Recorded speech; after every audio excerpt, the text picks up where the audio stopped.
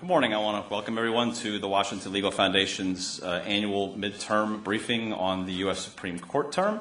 I'm Glenn Lammy. I'm Chief Counsel of the Foundation's Legal Studies Division. For those of you who are not familiar with the Foundation, we are in our 36th year of consistent and continuous free enterprise advocacy in the courts, the public court of public opinion. We also put on programs such as this one, and very, very active in the Supreme Court this term especially. For those of you who are here in person, we had some materials for you, and I'm happy to forward those to anyone on the web that's watching.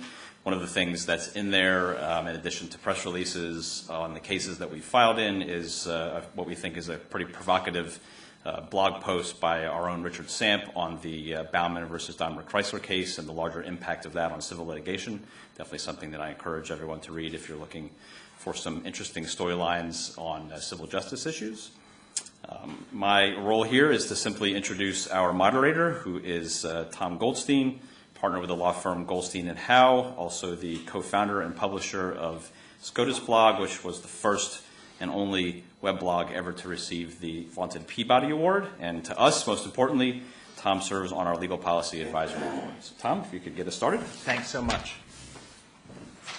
Thank you so much for being here, both for folks who are here in person and those of you on the web. It's always a pleasure to come and visit with WLF, which does play an essential role in the Supreme Court as a voice on matters of free enterprise. Its briefs are all, uniformly well thought out and very respected. I think it's great that we're getting together midterm to talk about a lot of the issues, some that have been decided, the bulk of which have not. There are so frequently previews of terms and reviews after terms are done, but rarely the opportunity to stop in the middle, take a look at the cases that have been granted since the beginning of the term, give a sense of where the term is at and the major issues still to come. We have a wonderful panel. We have first Erin Murphy, and she's going to begin, and I'll introduce each of the panelists as we go forward. Erin is a partner at the Bancroft firm. She was a clerk for the Chief Justice. She argued the exceptionally important campaign finance case Mckesson this term. She's going to talk about some of the issues that are near and dear to the hearts of the folks who are involved with WLF and the civil justice matters. So those would include the jurisdictional case that Glenn described, the Halliburton securities fraud case in all likelihood, and also the very important Noel Canning case on recess appointments.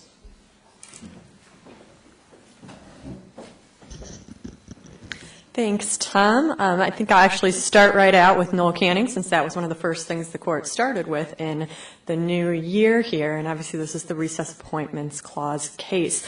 This is a great case because if you look at the argument, it really showcases the different ways that justices think about constitutional interpretation in a way that you don't get to see very often in a case. So right off the bat, you had a question from Justice Scalia of, what are we supposed to do if we think the text and purpose of a constitutional provision points clearly in one direction, and then we think the historical practice points clearly in another?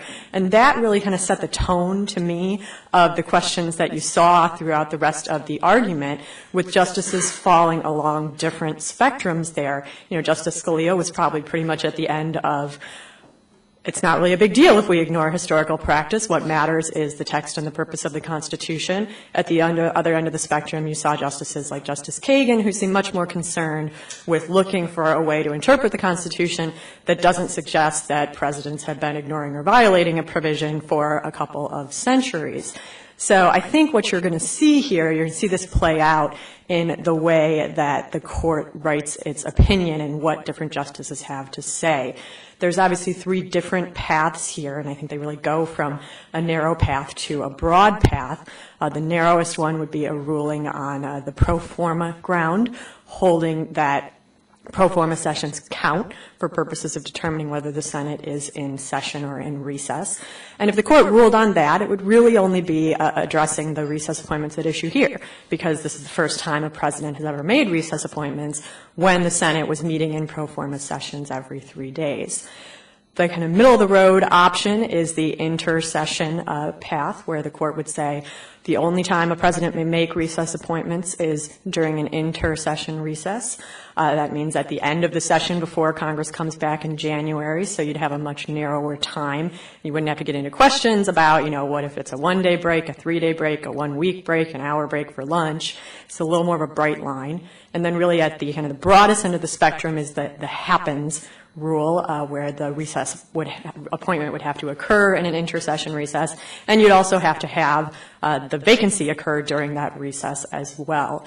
So I think it's pretty fair to say after the argument that things didn't look very good for the government here, but it's much less clear to me which of those three paths is most likely to end up getting 5 votes, and that's kind of what I'd be watching for when we see an opinion in the case. The first week back, the court also issued a couple of very interesting opinions. One that's already been highlighted, the Daimler versus Baumann personal jurisdiction case. And this is a case about general jurisdiction, so general jurisdiction being when you're trying to sue a defendant basically on the theory that they kind of live or operate or do business in a particular state, even if your injury occurred elsewhere. And what's interesting in Baumann is that it started as a case about one thing and ended up really as an opinion about something different and much broader.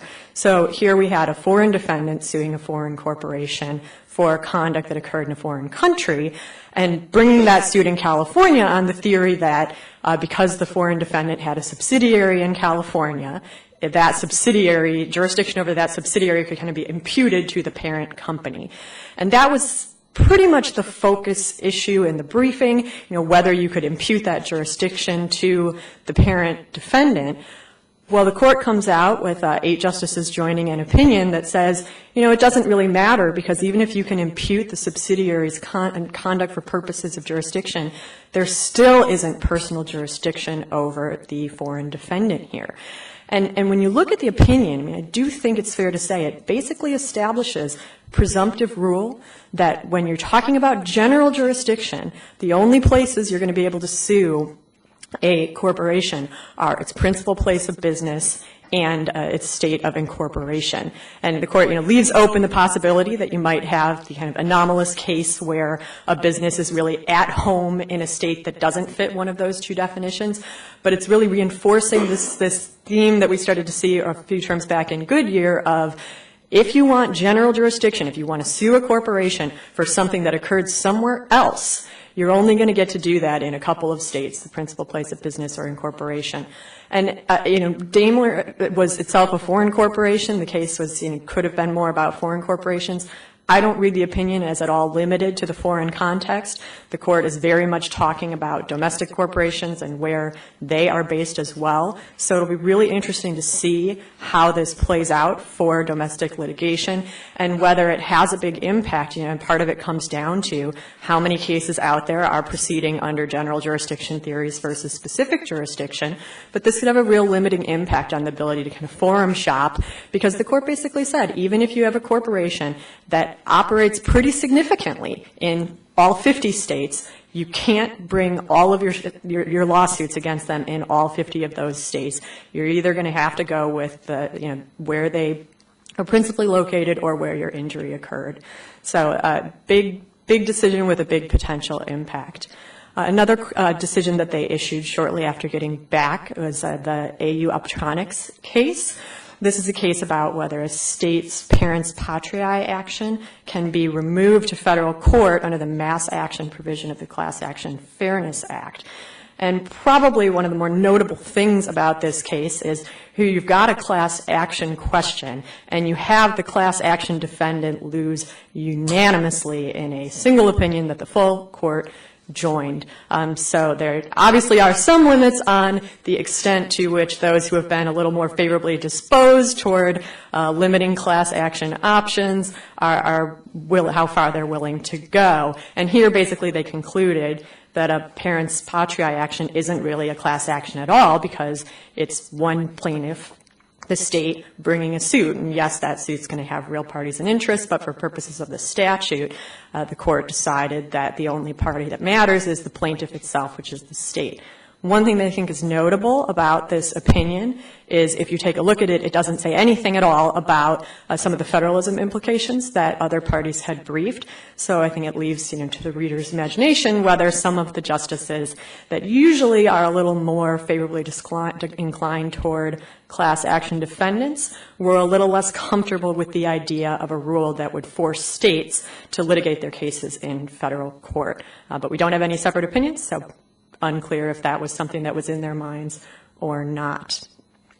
So the court's going to hear a very interesting class action case in the next few weeks, one that was already mentioned, and that's the Halliburton versus Erica P. John Fund case. And this is the case about whether the court should overrule or limit its decision in Basic from 1987, holding that in a securities fraud class action, the plaintiffs can rely on the so-called fraud on the market theory, which provides a presumption that even if plaintiffs can't establish that they actually relied on misrepresentations or omissions, they can kind of apply a presumption that they relied on them because the market necessarily incorporates misrepresentations or omissions.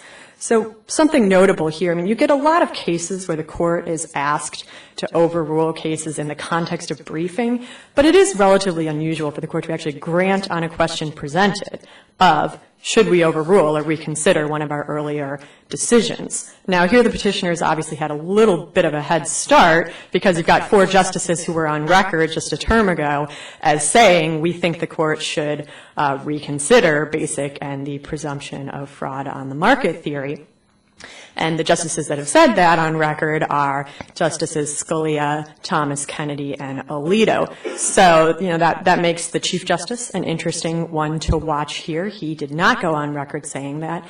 I wouldn't read too much into that. I think it's consistent with the Chief's view. It's not really something he's comfortable with, encouraging people to come and ask the court to overrule precedents. That doesn't necessarily, to me, say that much about whether he's going to be comfortable with actually overruling the precedent itself when it comes time to consider the question. And there are some avenues here where the court could do things that are short of fully rejecting the presumption and look for ways to narrow it or allow it to be more rebutted at the early stages here.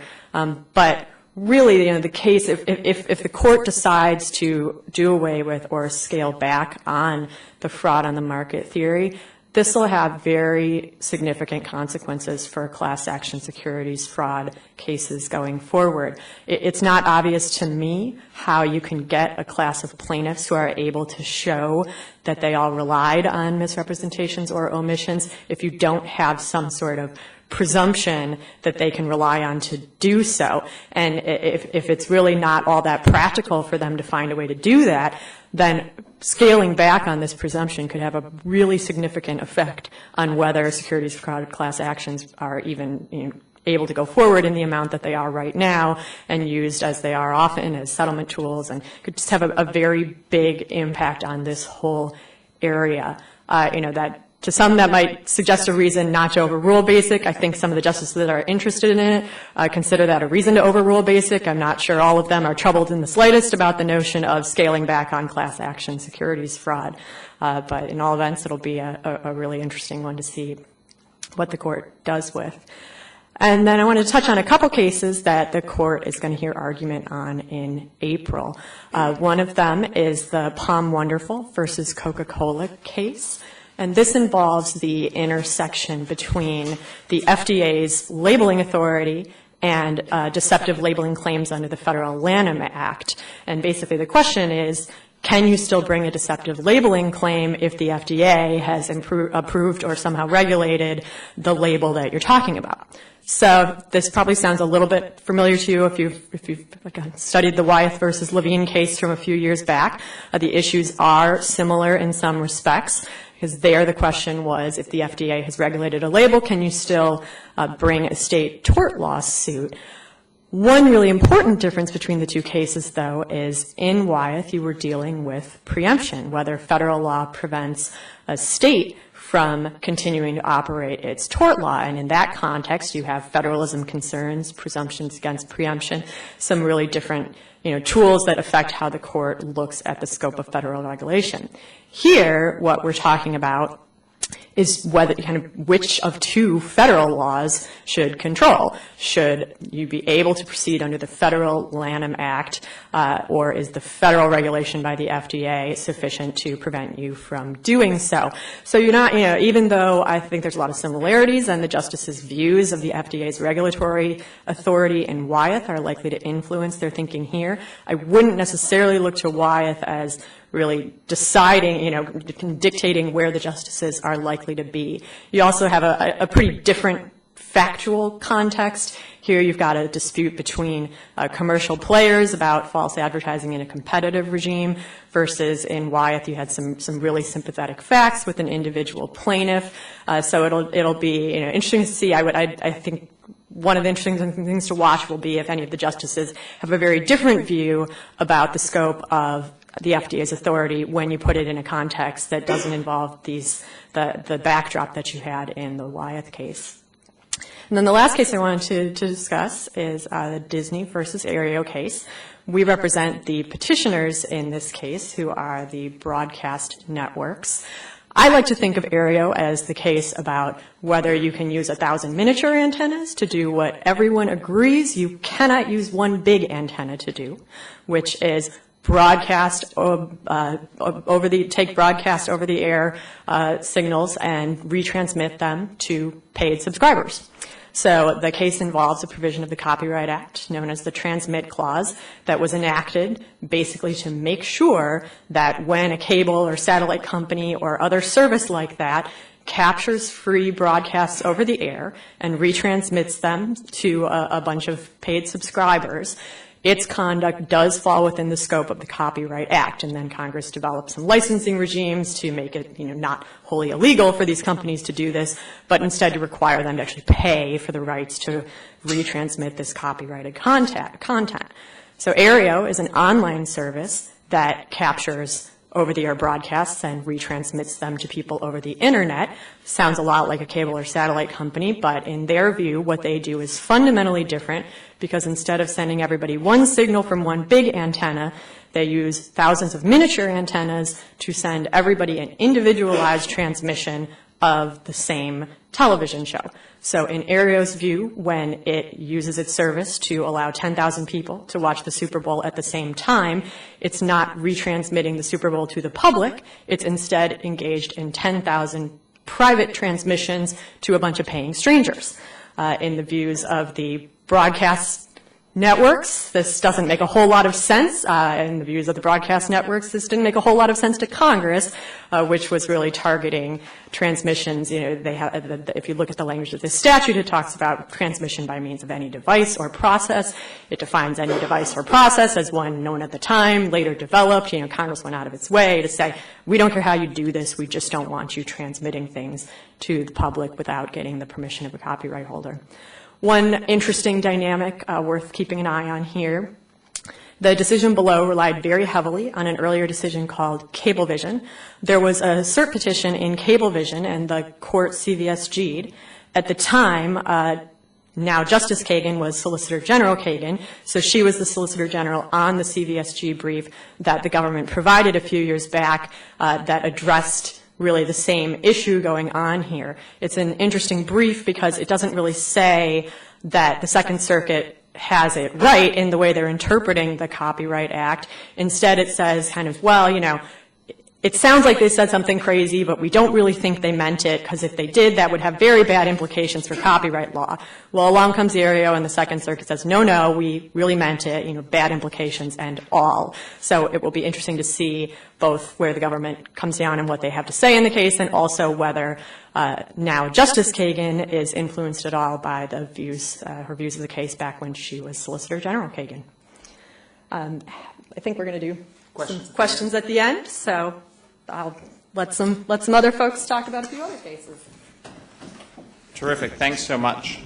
We're now going to hear from Daryl Joseffer, who is a partner at King & Spalding, who's an alum of the Solicitor General's office, which obviously is involved in a huge amount of litigation. He's argued 12 cases at the court, and he's going to talk about the substantial IP docket at the court.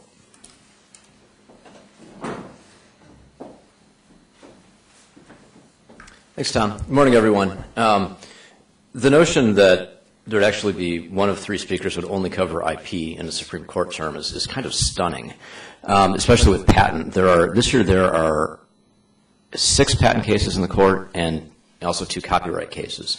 And if you think about the percentage of the court's docket, take the total number of cases, take out the criminal, take out the habeas, looking at more general civil litigation. Tom probably knows the numbers. I don't, but maybe 40. 8 of those being IP is just stunning by way of historic standards, which is why it is just kind of remarkable to be talking only about that in the Supreme Court discussion of only 3 people. But the background here, especially on the patent side, Erin covered the main copyright case, so I'll talk about the patent ones. The Federal Circuit was created in 1982 to have uniform federal jurisdiction over all patent cases, or almost all. The Federal Circuit understood that it was there to unify patent law nationwide and to strengthen it. And for about 20 years, the Supreme Court just did not review the Federal Circuit on substantive patent law decisions. So the Federal Circuit did what it wanted to do. Its law was pretty steady. People knew about it. And then about 10 years ago, the Supreme Court, 10 to 12 years ago, the Supreme Court took a patent case. And it took another one. And then I was in the Solicitor General's office at the time, and then we started seeing a lot of requests for the government's views on whether to take patent cases, which seemed to be coming out of nowhere. Basically what happened since then is the Supreme Court decided that it really should be reviewing the Federal Circuit's patent decisions after all, and it's been doing so with a vengeance. After a couple decades of just totally being out of the loop, for the last several years it's been taking on average a couple cases a year. There were a couple of years where it took 3 in one term, and people said, my goodness, it used to take 30 years for them to take 3 cases. Now they got 3 in one term. Well, this year they have 6 in one term. And what we've seen, I think there's basically 3 themes that have emerged and that will show up in this year's cases. One is that the Supreme Court is of the view that its older decisions really are binding precedent on the Federal Circuit. The Federal Circuit, when it was just not being reviewed by the Federal Supreme Court, had come up with some doctrines that are pretty hard to reconcile with the older Supreme Court decisions. A second theme is that the Supreme Court thinks that patent law is one of many areas of law, and therefore general principles of law apply. So if you see the same basic type of issue in other tort cases, same result. The Federal Circuit, because it does so much sort of patent specialty work, had developed a number of patent specialty doctrines that are in the process of now being overruled by the Supreme Court. The third theme is the Federal Circuit, because it was trying to come up with predictable rules that everyone knew what they were, could be applied easily by a lot of different district courts in a lot of cases, developed a strong penchant for bright line rules where you really didn't know what they were. The Supreme Court coming along thinking more just about general law says, well, if the statute says reasonable relationship, it's not going to be a bright line rule. If the statute says obvious, it's not going to be a bright line rule. If the question is whether to do something in equity, that's not going to be a bright line rule. And so those are the themes that you see time and time again now that the Supreme Court is obviously fully engaged in the patent area. Looking at the main decisions this year, of the 6 patent cases, the 5 most important ones have not yet even been argued, much less decided. And as a result, this is going to be a little more of a term preview than midterm, just because we don't have even the arguments to look at in most of the major decisions yet. But the sleeper of the term, because people really didn't see it coming, is Nautilus against Biosig, which was just granted last month. And this deals with the requirement that a patent claims be definite. Now, a patent contains things called claims. The claims specify the boundaries of the patent right, exactly what the patent holder has an exclusive right to do, exactly what other people cannot do. Because these claims have to be definite by statute, the Supreme Court's held for a long time that means the patent boundaries have to be clear. They have to specify their exact boundaries. It's a property right. People have to know what's in, what's out. The Federal Circuit has held that no, claims can be ambiguous, in fact, so long as they're not insolubly ambiguous, which means that if a claim term is so ambiguous that it can be read in 6 different ways, well, so long as the Federal Circuit can give it one of those interpretations, well, then you can interpret it. It's not definite. It's not indefinite. And the Supreme Court had explained that, well, no, we need clarity in claims because people have to know what's in and what's out. If people don't know what's in and what's out, that will deter innovation because new innovators will shy away from the uncertain boundaries of other people's patents. The Federal Circuit has said, no, what we need to promote innovation is to uphold patents. There's a presumption of validity. We'll uphold patents when we can. I thought for a long time this was low-hanging fruit for the Supreme Court because the holdings and reasoning are just so diametrically opposed. But a few years ago, the Supreme Court requested the government's views on this question. The government said, stay away. The Supreme Court denied that petition. And it seemed like this doctrine might actually stick. As of last month, it now looks like it's going to be very easy for the Supreme Court. I mean, the Supreme Court's granted cert will almost certainly reverse. The reason it's important is that people drafting patent applications for the last, say, 20 years, which is to say patents that are still in effect, you were taught to write them in ways that were deliberately ambiguous. Because if you wrote a fairly ambiguous claim, then later on when you saw what other people did, you could argue that, well, you could construe your claim to cover things that other people had done that you hadn't really thought of. So with a couple decades worth of claims oftentimes being written in deliberately ambiguous ways, there's a potential huge impact here. This could knock out an enormous number of claims depending on how things play out. One of the other really interesting cases this year is Akamai against Limelight. This deals with joint or vicarious liability. There are two types of patented methods, or basically two types of patents. They're product patents, so a patent on this microphone. There are also method patents. So say a method is a series of steps for doing something, like building this microphone. With method claims, they set forth a series of steps, and someone directly infringes the method if they perform all the steps of the method. Easy enough. And someone can be held liable for inducement if they induce someone to perform all the steps of the method. Here's the question. What if a couple of us get together and split up the steps? So I say, Erin, I'm going to do the first half, you do the second half, and we'll market our services jointly. As if you want a microphone built, come to us. I do the first half, she does the second half. It's done. What happens then? Well, the Federal Circuit said no one's liable because no one performed all the steps of the method. Therefore, there's no direct infringement. And without direct infringement, there can't be inducement. Now, obviously, that would make patent law the only area of law in which conspiring together to do something gets you off as opposed to charged with something else like conspiracy. So I got, in a case called Mckesson, I got the Federal Circuit's grant en banc on this a couple of years ago. And the en banc arguments basically were, first, as a matter of direct infringement, the Federal Circuit recognized that if a principal and agent combined, there'd be liability because the principal is liable for the agent. Our point was simply that, well, under the common law of attribution, principal-agent is one attribution doctrine, but there are others. And that in the common law, if I get someone else to do something for me, then it's treated for tort purposes as if I'd done it myself. So we said, you've got to recognize a broader scope of direct liability, because once you recognize principal-agent, you can't just stop there in terms of common law attribution theories. And in terms of inducement, we said, well, look, even if no one's directly liable, if I induce two people to together perform a method, instead of just inducing one, you got to say that I'm liable for inducement, because inducement is a deliberately equitable doctrine, and if I'm getting the result accomplished, why wouldn't I be liable? Well, the Federal Circuit deadlocked on the direct infringement question and just didn't reach it, but agreed that there could be inducement liability, even if no one's directly liable, so long as I induce others to perform the entire method in combination. The Supreme Court granted review on the inducement question, denied, in a different case, my case is settled now, in a different case called Akamai, the Supreme Court granted review on the inducement question, but denied a conditional cross petition on direct infringement. So it'll be interesting to see what happens, because I always thought the issue would be a lot easier to win in the Supreme Court than the Federal Circuit, but it's possible it's going to turn out the other way around, and that, we won in the Federal Circuit, but now in this other case, the Supreme Court looks like they're only going to look at inducement, and that was a case where if they were reversed, they'd be they'd be saying that there's no liability for inducement. So it'll be interesting to see what happens there. But it's another example of the Federal Circuit coming up with some fairly unusual patent-specific rules.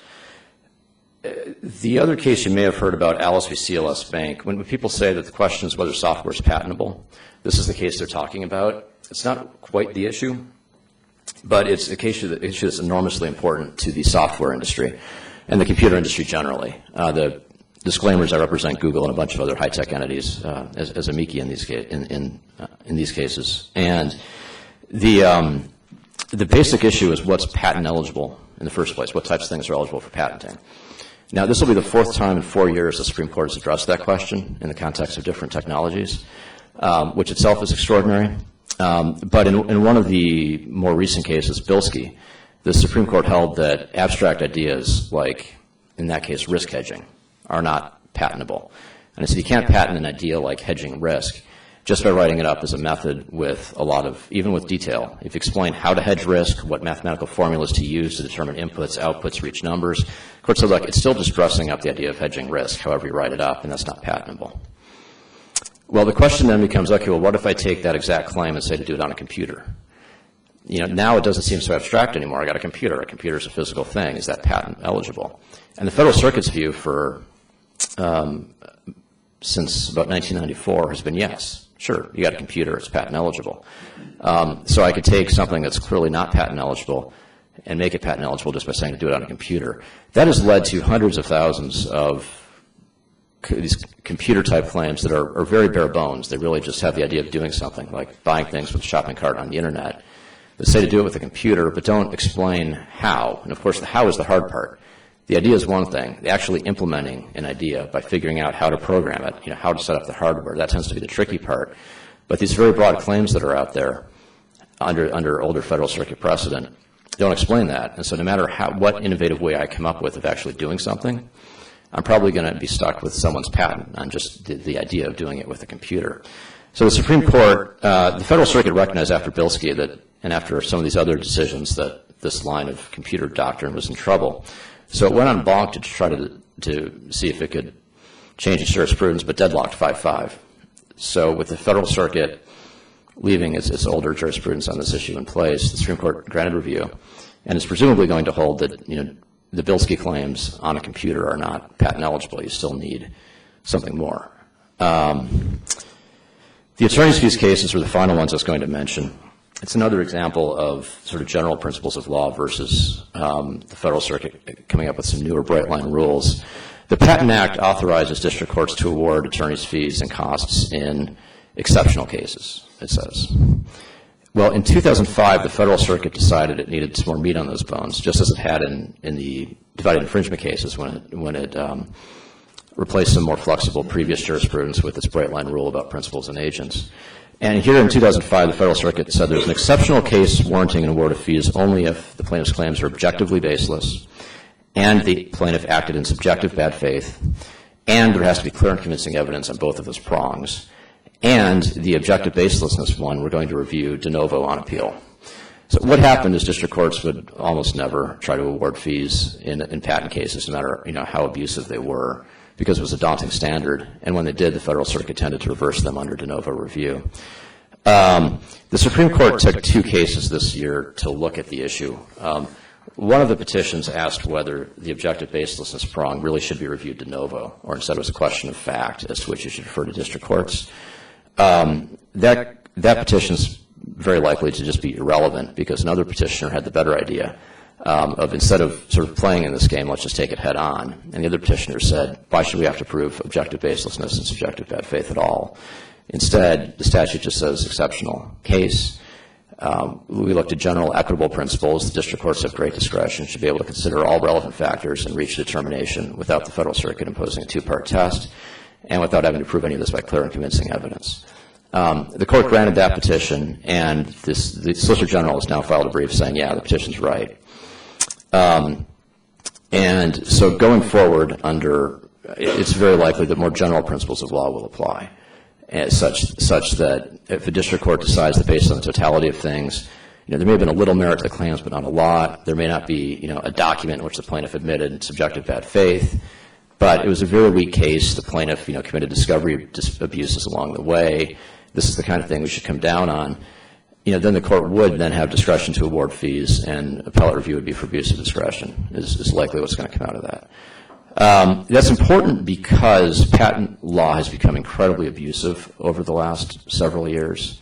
Part of it was just sort of the Federal Circuit made it very easy to get a patent and to construe it broadly. But what happened was we've got the rise of what have been called patent trolls, which are entities that don't actually do anything productive, but they have patents that they've either created, that they either applied for themselves or bought from others, and they go around just suing other people who do engage in productive enterprise. It had been pretty controversial, but last year the White House came out against patent trolls, and if the White House is willing to even opine on an issue like that, you get the sense that it had become quite important and can't be that controversial if the White House is taking a strong stand on it. And so, because one of the real themes here is the Supreme Court has been aggressively pursuing patent reform while the political branches have been stuck. Congress has not been able to do much on patent reform. Cynical people would say the reason is it's taking too much money from both sides, and therefore it hasn't really been able to do a lot meaningful. PTO is just overwhelmed, hasn't done much on the executive branch side. So the Supreme Court has been really the source of patent reform for several years now, because it can just, grant a case in January, decide it in June, and all of a sudden dramatic changes occurred while everyone else has been talking. And that's obviously what's continuing now. But with trolls, everyone seems to agree on the Hill at PTO in the courts that now they're just bad. And so what we've got is now people hope the attorney's fees rule will help deter some of the more abusive troll suits. Because the problem with trolls is that it's asymmetric litigation in the sense that they can bring a weak suit. The defendant knows it's going to spend millions of dollars having to defend it. The plaintiff, on the other hand, isn't going to have to, it can impose enormous discovery burdens on the defendant, but doesn't have anything of its own to be discovered, so it doesn't have to worry about that. And doesn't really have to worry about reputational consequences, because all it does is sue people. It's not out there in the marketplace needing to try to stay friendly with people. So you get this asymmetric litigation by people who don't actually do much of any use themselves is what's been annoying a lot of people. And the attorney's fees cases, people hope, may help go at that problem. I'm not convinced they will, because if a troll knows what it's doing, it sets up a holding company that holds only the relevant patents. And so it would then be judgment that, as long as that's the only plaintiff, it would be judgment proof for a fees award anyway, which happens all the time, actually. But even so, the hope is that'll target. The other hope is that the indefiniteness cases and the patentable eligible subject matter cases will take out a lot of the bad patents out of the system. We'll see if it happens, but it's still an interesting saga of the Supreme Court aggressively reforming an area of law that had been pretty consistent. Well, the political branches, who you would think would be the ones that maybe should be doing that, have not been able to accomplish a lot so far. Thanks. Thanks so much. Peter Glaser is a partner at Troutman Sanders in the environmental group there, and specifically heads up the firm's climate change practice. And we have the great benefit of him talking to us about the significant environmental docket at the court.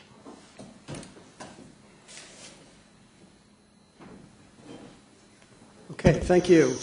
I'm going to talk about a trio of cases in particular because they all have a common theme. They all have to do with the administration's number one environmental priority, which is restricting the use of coal for electric generation in the United States. That's a concern that arises out of global warming concerns that the administration has, and also EPA's view that air pollution is still responsible for a significant number of deaths in the United States and also disease. The administration started right in when it first took office a few years ago with a series of rules in two areas. One had to do with coal mining, the production of coal, and many more had to do with the use of coal for electric generation. The latter rules had to do with air quality standards and then also with climate change standards. The first case that I'm just going to touch on, because it's only a cert petition at this point and I'm pretty skeptical about its getting granted, that's the so-called Mingle Logan case. That has to do with mining in the east, particularly in Appalachia, West Virginia, and Kentucky, eastern Kentucky. Those regions have been mined for decades and decades and decades, and as those areas have mined out, mining has increasingly moved to what they call the sort of the tops of the mountains. In order to mine that coal, you remove the top of the mountain, and then that material that you remove ends up in stream beds at the base of the mountains. You need a Corps of Engineers 404 permit under the Clean Water Act to do that. That's extremely controversial locally. It's extremely controversial with EPA. Mingle Logan involved a provision of the Clean Water Act that gives EPA authority to, in essence, take certain areas off limits out of the Corps' jurisdiction in terms of where fill can be deposited. For many, many years, that provision was never interpreted as giving EPA retroactive power to, in essence, revoke a permit that the Corps had issued. That's what happened in Mingle, Logan. EPA reached back a number of years and said we have authority essentially to prevent mining in an area that the Corps had issued a permit for, even though it was a retroactive application of that authority. The district court agreed or disagreed. The district court overturned EPA, but it went up to the D.C. Circuit, and in a 3-0 decision, the D.C. Circuit reversed and found that EPA had that authority. A cert petition was filed a month or two ago, I guess, to the Supreme Court. The rehearing en banc, petition to the D.C. Circuit didn't attract any support. So you have a cert petition to the Supreme Court right now that no judge before the D.C. Circuit has sort of disagreed with the underlying decision. So I'm a bit skeptical that the court's going to take that cert petition, but it is an important case in the industry. The other two cases have to do with electric generation. One is the cross-state air pollution rule case, and the second is the greenhouse gas case. The cross-state air pollution rule case, known by EPA as CASPER, that was EPA's first major Clean Air Act regulation directed against the use of coal for electric generation. That was adopted in a year or two after the administration took office.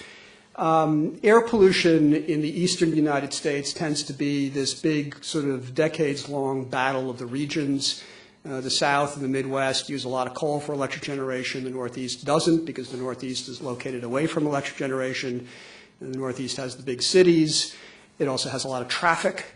And so there's been this battle about what's causing, air pollution in New York and Boston. Is it the cars, in which case it's a local problem? Is it the distant air pollution from the coal plants that's blowing in which case it's a regional problem?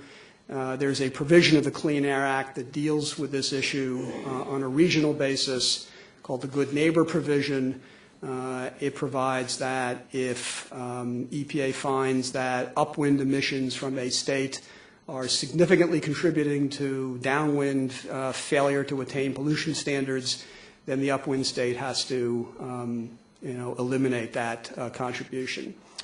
It's a simple enough provision. It has resulted in a series of rules by EPA over the years and 3 D.C. Circuit decisions, which you can read them a million times like I have, and you cannot harmonize them. I mean, you just can't make sense of it. EPA started with a cap-and-trade program. EPA's view was that it's kind of difficult to try to disaggregate whether Michigan is causing air pollution in New York as opposed to Wisconsin's emissions, and it's just very, very difficult to disaggregate. And so EPA has favored a regional approach where they sort of aggregate everybody's emissions, do some rough justice, and assign budgets to each state that they have to reduce their emissions. And they did it through a cap-and-trade program in the first rule. And that was upheld in the first court decision. The second court decision reversed the cap-and-trade program on the ground that the first decision, nobody had actually challenged the cap-and-trade program. And the second decision said, well, the statute is like pure literalistic statutory interpretation. This is, well, the statute says if State A contributes to downwind non-attainment of air quality standards in State B, then State A has to clean up those emissions. But under cap-and-trade program, State A wasn't actually having to clean up its emissions. It could pay State C to reduce its emissions, and then State C reduces its emissions, but State A just pays money. And the D.C. Circuit said, I'm looking at the statute here, and that's not actually what the statute says. You actually have to reduce your emissions. So that got remanded. The rule stayed in place, and then we got sort of another iteration of the rule, the cross-state air pollution rule. The EPA eliminated the cap-and-trade program, but again was using sort of a regional rough justice approach.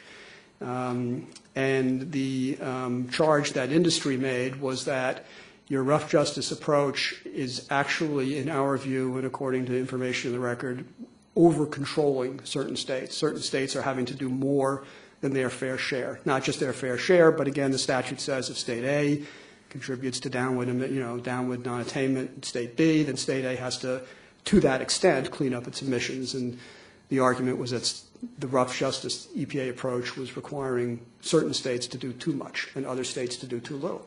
It's the perfect, sort of interstate battle. And the D.C. Circuit agreed and overturned the rule.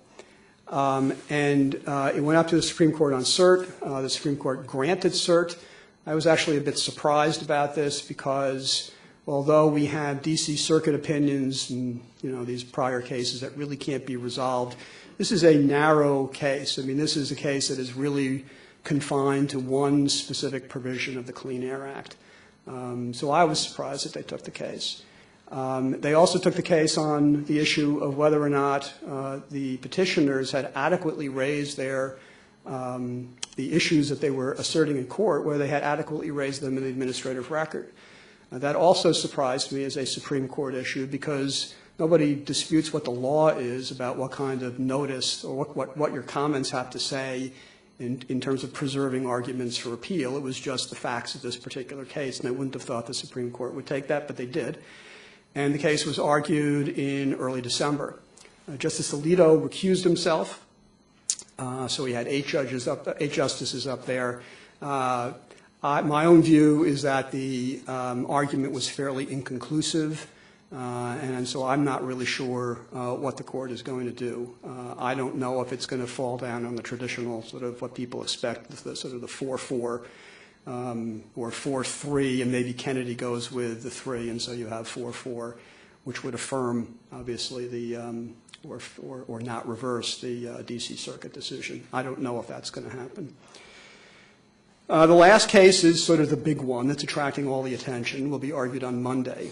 This concerns greenhouse gases and global warming, which, to my surprise, having been in this area for 25 years, seems to have become this sort of like central major international issue. It's sort of been very interesting to watch this develop over the years. We had Massachusetts versus EPA in 2007, which was a really interesting case because, just as a matter of statutory interpretation, because the Supreme Court ruled that the Clean Air Act gives EPA authority to regulate air pollutants to the extent the EPA finds that the air pollutants endanger public health and welfare. Air pollutants is defined in the Clean Air Act as any substance emitted to the air. And so the court said, well, that must include greenhouse gases. They are emitted to the air. And so EPA has regulatory authority over them in the Clean Air Act. That Clean Air Act definition was included with the Clean Air Act in 1970, before global warming was even a sort of a whisper of concern in the scientific community. And it's hard to believe that the Congress actually intended to regulate greenhouse gases under the Clean Air Act. The contrary argument that was presented to the Supreme Court in Massachusetts against regulating greenhouse gases was that this statute just doesn't really fit greenhouse gases. The posture of the Massachusetts case was a petition to regulate greenhouse gas emissions from cars. That's sort of just the way it happened. The EPA said, we decline, we deny the petition because we don't think that we've got authority over greenhouse gas emissions. And so the arguments to the Supreme Court, this was also in the D.C. Circuit, was, well, yeah, it's true that greenhouse gases are emitted to the air, so technically they're an air pollutant. But if you regulate greenhouse gases and you just start with cars, you're going to implicate other provisions of the statute that just don't fit. They just don't work. I mean, the Clean Air Act is designed for sort of local air pollutants that have an effect sort of locally, or maybe they're blown downwind regionally, but greenhouse gases circulate in the global atmosphere. And so a ton of carbon dioxide emitted in Baltimore has the same effect on worldwide ambient concentrations of greenhouse gases as a ton emitted in Beijing. I mean, it doesn't matter.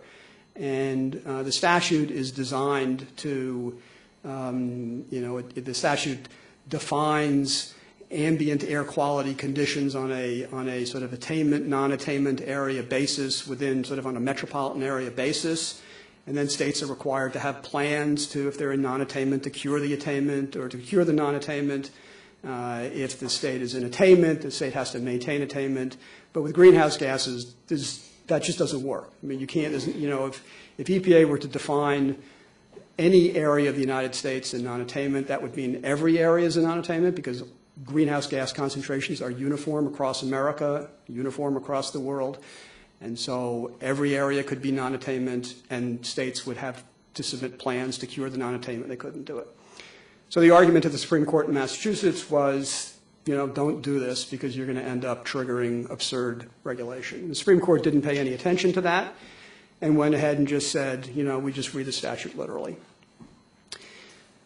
So that was 2007. The Obama administration took office and said, we're going ahead and regulating greenhouse gas emissions from cars. We're going to grant this petition that we had, that's been pending for all these years.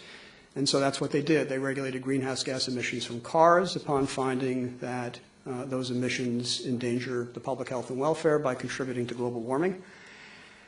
And then the absurdity of the regulation that would follow was upon us because the way the Clean Air Act works, at least the way EPA has always interpreted it, is that anytime EPA regulates a new pollutant, even if it's regulated, say, from cars in this case, then any what's called a stationary facility, stationary source, a factory, an industrial facility, then has to get a permit if that facility is emitting the greenhouse gases above a certain quantity.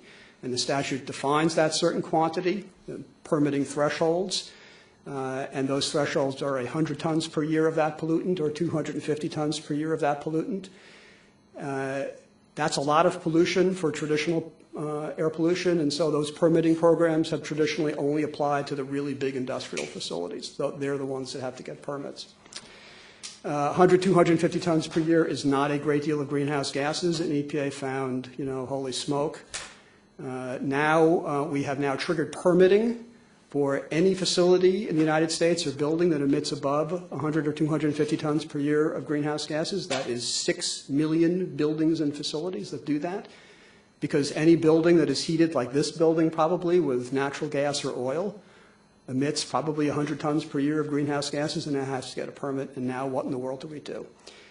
So EPA had two choices at that point. They could say, well, even though the Supreme Court said that greenhouse gases are air pollutants under the Clean Air Act, that needs to be narrowed because plainly this program, this permitting program, is not supposed to apply to greenhouse gases because now we're going to trigger this sort of regulatory deluge that will so overwhelm permitting authorities that nobody will be able to get a permit. So they could have done that. Or they could do what they did, which was essentially to issue what they called a tailoring rule, a very artful phrase. They tailored the statute. They said when Congress said 100 or 250 tons per year is the statutory thresholds, we think really what those thresholds should be are 75,000 to 100,000. And that way we meet the purpose of the statute to restrict permitting to the really big industrial facilities. They said that we have authority to do that because otherwise, if we interpret the statute literally, we end up with absurd results, and they invoke the absurd results doctrine to basically rewrite statutory numerical thresholds. Very controversial, obviously. But when it went up to the D.C. Circuit, the D.C. Circuit affirmed this 3-0. The D.C. Circuit sidestepped the question of the authority of an agency to rewrite statutory thresholds on the grounds of standing. The D.C. Circuit said, well, at 75,000 to 100,000 tons per year, the big guys are regulated. But EPA has prevented the little guys from getting regulated. So who's hurt by the tailoring rule? Nobody's hurt. It doesn't hurt anybody. And we find that for the big guys, the statute did that. That's just the way the statute worked. EPA didn't do it. The statute did it. That was the part of the case I argued in the D.C. Circuit. We had 8 lawyers argue the case over 2 days. So the D.C. Circuit affirmed. The Supreme Court granted cert. The Supreme Court cert grant was on the very limited question of having regulated greenhouse gas emissions from cars.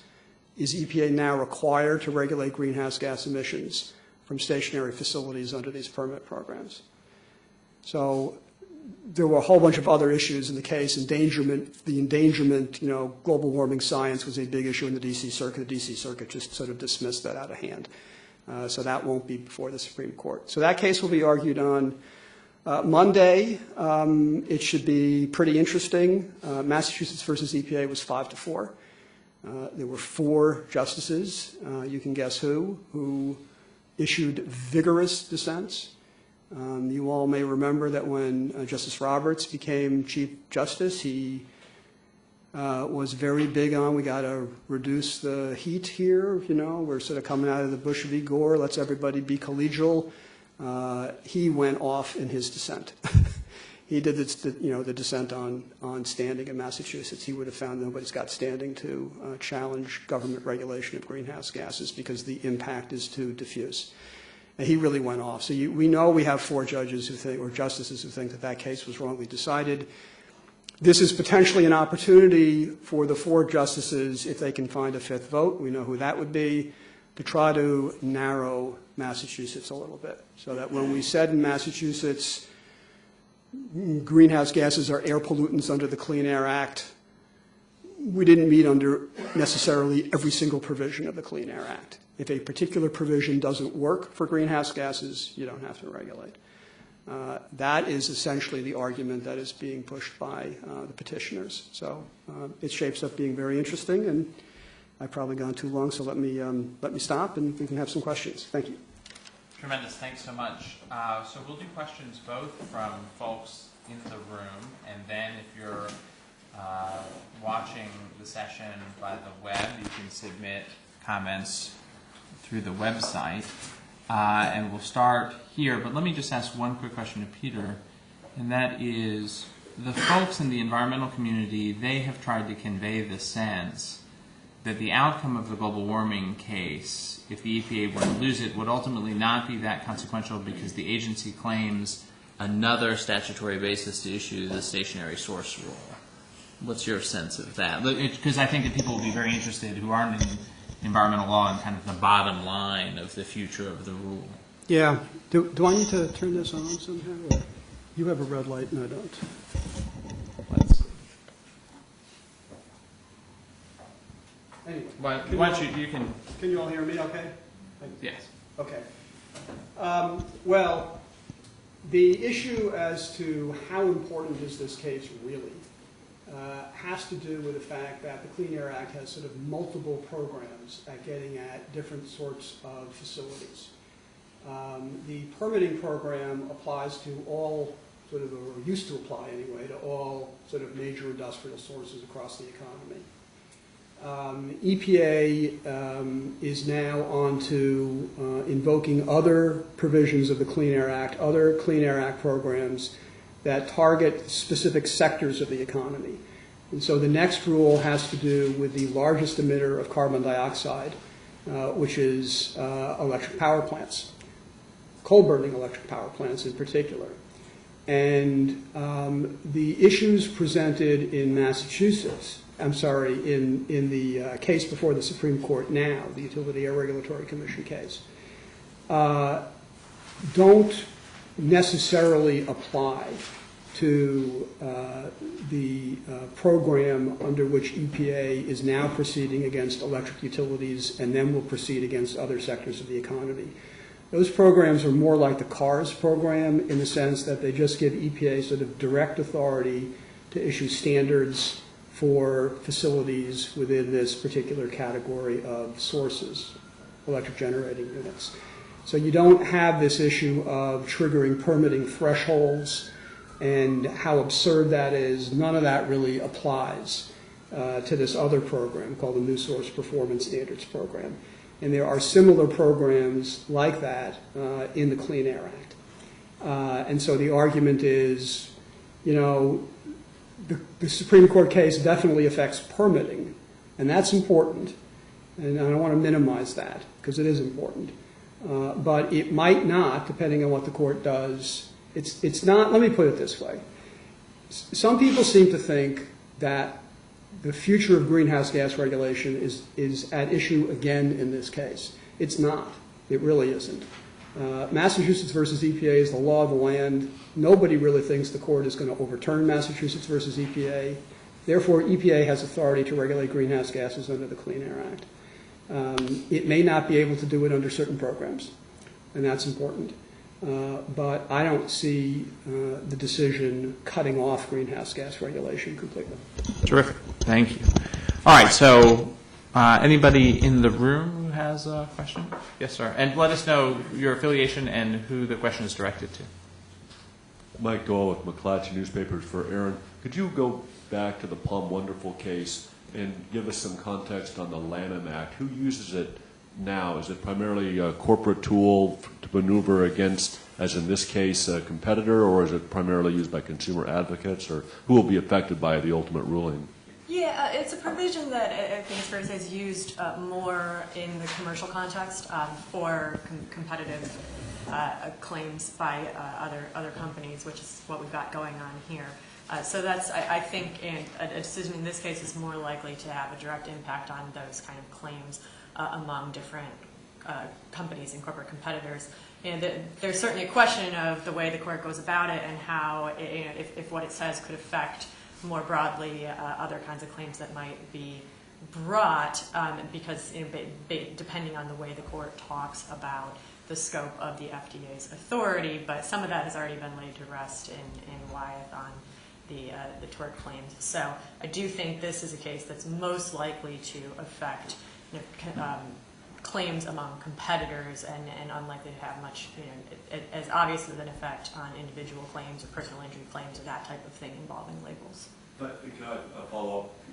Is there any way, based on past similar cases, Wyeth or others, to read the tea leaves of where the court will go on this one?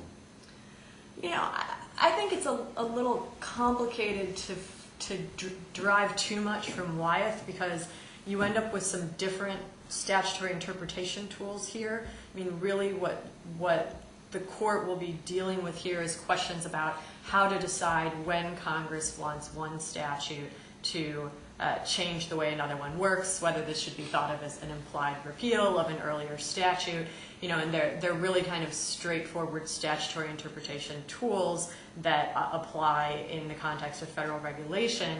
And when you look at Wyeth, I mean, I don't want to overstate things because the dissenters in Wyeth are the ones who are usually swayed by a little more swayed by preemption type kind of federalism concerns, and so you had some conservative justices saying, no, we think there's preemption here, so we're not really all that swayed about letting the state have its say. But for instance, one justice in the majority in Wyeth was Justice Kennedy, who is often very swayed by views about not wanting to see the federal government intrude too much upon states. When you take that piece out of it, maybe he'll look at things a little differently if all you're talking about is should Congress be able to intrude upon Congress, and what does Congress think the scope of the FDA is. So I think there's certainly a few justices who probably what they think here will be dictated by Wyeth. There's also a few justices who weren't on the court when Wyeth came down, and then I think there's a few who might think about this differently. So I'd be careful about reading too much. It's certainly going to be an important piece of the case, and central to the way they're thinking about the issue, but I don't necessarily think it's going to dictate exactly where everybody's going to come down here. All right, anyone else in the room? Rich? Richard Samp, I have a general law practice question for all four of you. All of you are law firms that have successful Supreme Court practices and appellate practices. Two of you are at large law firms. Tom and Erin are at very small law firms, yet have done a fine job of getting a fair number of Supreme Court cases. And I'm wondering if you could comment on the advantages and disadvantages of being either at a large law firm or a small law firm in terms of setting up a Supreme Court practice. Other folks? I mean, I guess I should start since I don't know about others who've worked in both contexts. I think there's some obvious benefits and downsides to both. I mean, when you're at a big firm, you've got a lot of other folks at your firm there's a lot of business that's already there. There's a lot of cases that are coming to you from other folks in the firm. So, in a sense, you've got a little bit of a benefit there. On the other hand, when you're at a small firm, you've got a lot less folks who might have clients who create conflicts and create issues that prevent you from being able to take every case that comes in the door. So you've got a little bit more autonomy over, which cases you can take, and a little more ability to take some that a lot of times, when there are certain cases you'll look at and you'll see that pretty much every big firm was conflicted off because they represent somebody that's involved in it, and being at a small firm you have a little bit more ability to have the flexibility to be there for a whole lot of cases and have some of that autonomy, as I said. But, I think one interesting dynamic, when I worked at King and Spalding with Daryl, we had our actual practice was not all that different in size than the practice that we have at our small firm, which I think is consistent with, in general, a Supreme Court practice, whether you're at a big firm or on your own, works very well when you've got a relatively small group of folks, because you kind of want to have a core team that's working on cases, and it's just structured a little differently than trial work.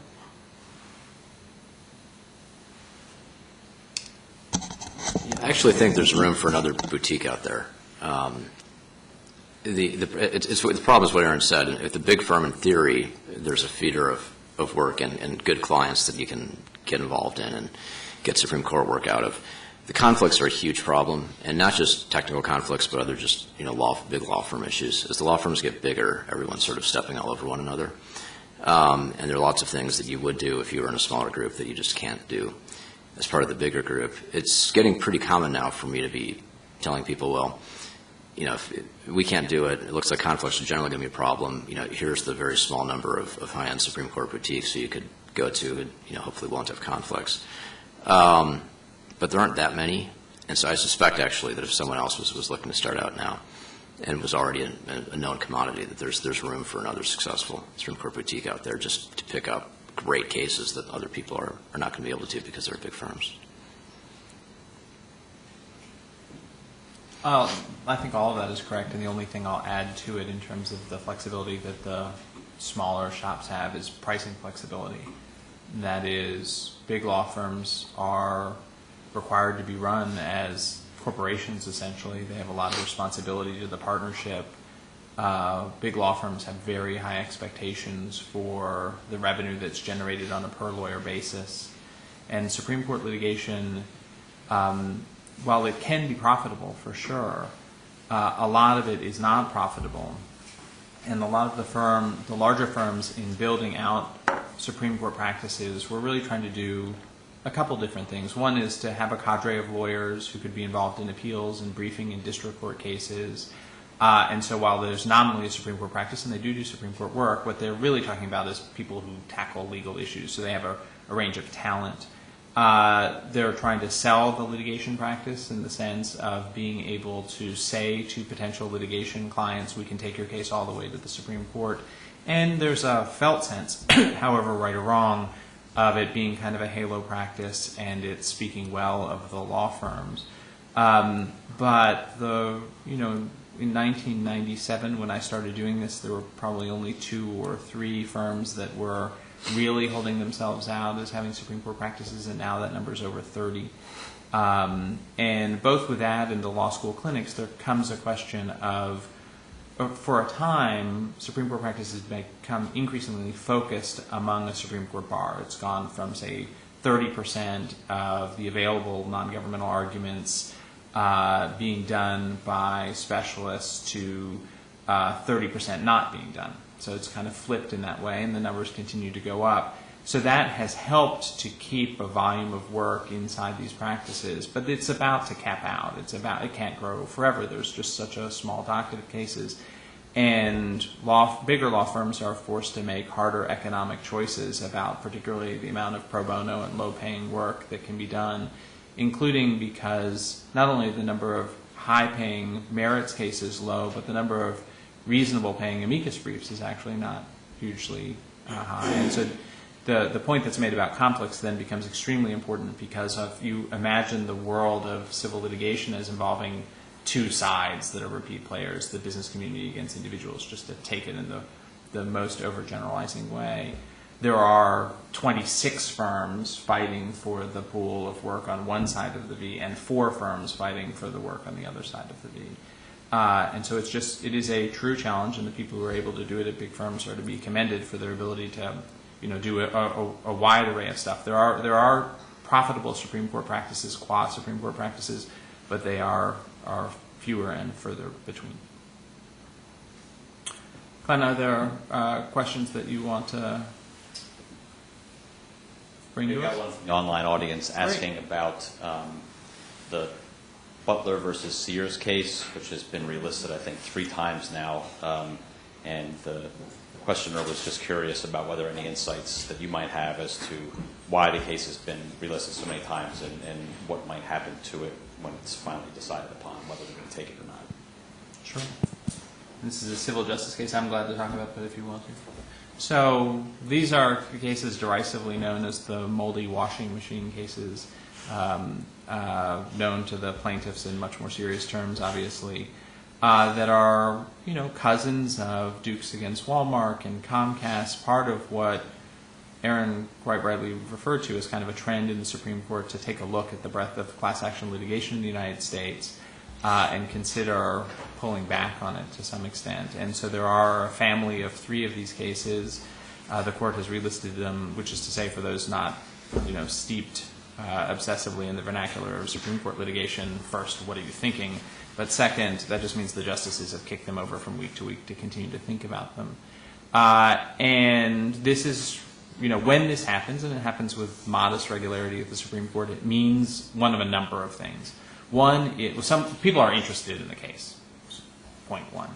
The extent to which that will have consequences is a little unclear. Sometimes it can be a justice who is writing an opinion saying, I really wish we would have taken these cases. Another time it can be justice, lobbying other members of the court. And so it's a little opaque on exactly what's happening. These cases were decided by courts of appeals in a way that the business community views as resisting the message, at least the music, of the Supreme Court's recent class action jurisprudence. And they are offered up to the Supreme Court as a way of further limiting class action litigation, in particular on the question of, how much of the case has to be common to the class in order for the class action device to be used. And that is, these cases are portrayed by the business community as, look, there is a defect alleged in these washing machines, but it only affects a small proportion of people who buy the washing machines. How is it that everybody can be a member of the class even if they aren't hurt? And the plaintiffs argue back, well, we have a state law warranty claim. We're having to do stuff to our washing machine. We're having to make repairs. We're having to add stuff to the laundry and that sort of thing. And so it does affect the class as a whole. And there are, 2 competing senses of the value and methods of using class action litigation. And there are surely members of the Supreme Court who think that these cases are correct as class actions, and surely members who think they aren't. And it's they may be feeling each other out for whether the folks who are opposed to a broad reading of class action practice can accomplish anything by granting review. But I expect they're done, because we've just gone through a month-long break, so we should hear when the court comes back in about a week. All right. Well, thank you all so much. The panelists were wonderful. We appreciate your time and those of you on the web. And we really are very grateful for the opportunity and for Washington Legal Foundation, as always, in hosting such a substantive and, for me, just really interesting forum on the court's term. So thank you, and we will see you all again soon.